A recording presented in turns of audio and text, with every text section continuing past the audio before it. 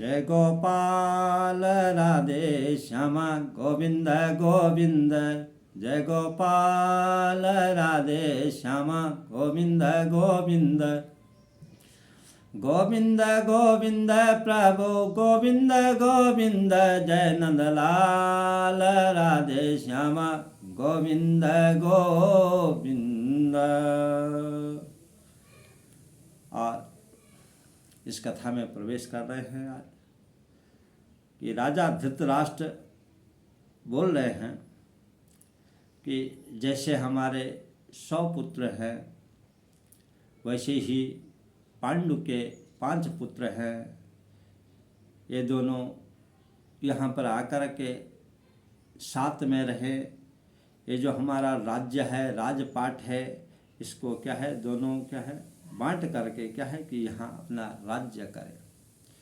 तो कैसे बोल रहे हैं, और जैसे कुरुराज भुवारा तैसे युधिष्ठिर धर्म कुमारा। अपन पुत्र ओ पांडु कुमारा एक समान ते जान भुवारा। जो राखो मम वचन सने हो बांटे राज दोनों को देओ। उनके कर्म सपैन बसाचे महा महा आपद सो बाचे।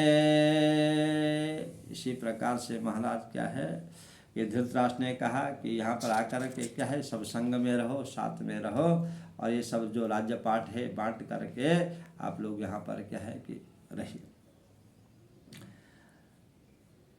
तो आनो जाए कुंती भई कैसा था बंधु सहित धर्म नर ना थाय।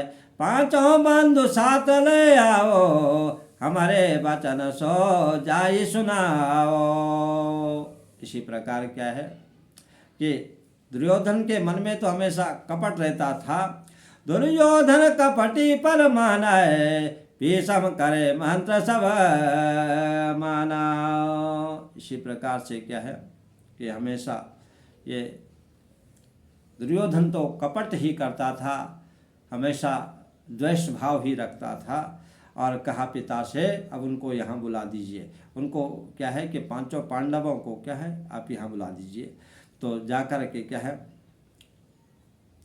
कि मंत्री को भेज दिया, अपने दूत को भेज दिया कि आप यहाँ आकर के क्या है कि आइए। तो इसी प्रकार महाराज क्या है कि आपको आधा राजपाट देंगे।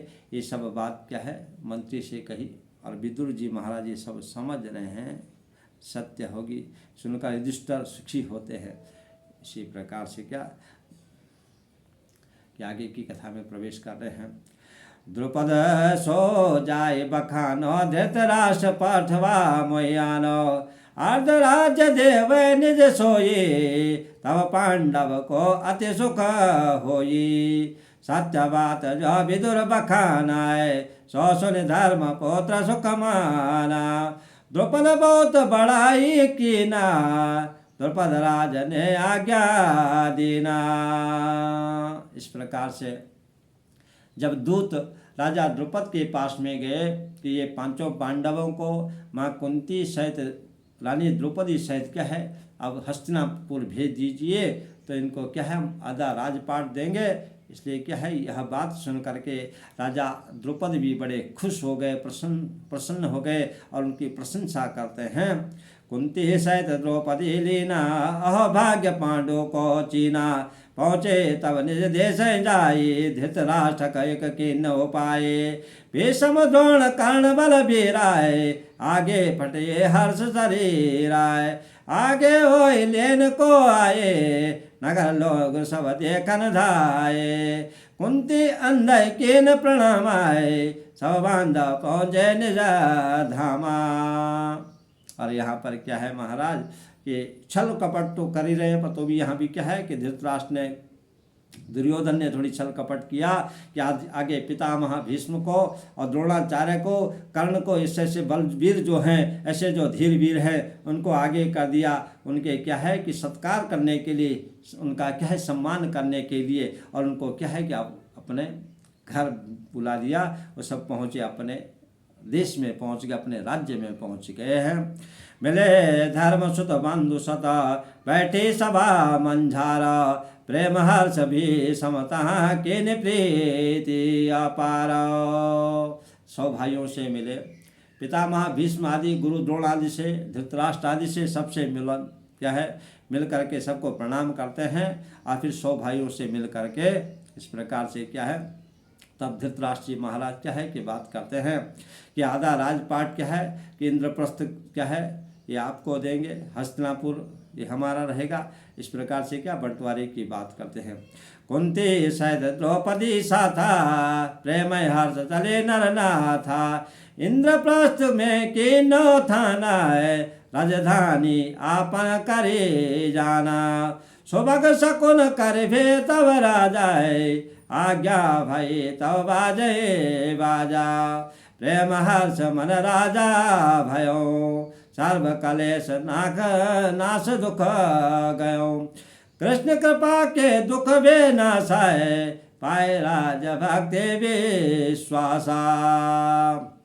इसी प्रकार से क्या है महाराज कि जो धर्मराज युधिष्ठिर है, माँ कुंती है, भगवान कृष्ण का क्या है इस प्रकार से कृपा समझते हैं, भगवान नारायण की कृपा समझते हैं कि भगवान की कृपा से हमारा जो दुख है वो सब नाश हो गया है, समाप्त हो गया है।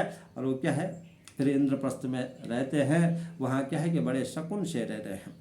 इसी प्रकार महाराज क्या है कहते का दिवस राज्य तव क्यों एक दिना नारद मुनि गयो राजा अग्र तव का बखानी मंत्र एक तुम सुनो विज्ञानी तो ये तो हम मंत्र बखाना सुनो करो निर्हृदय ज्ञाना सुंदर लोप हते दुई भाई महावीर विक्रम बल राय।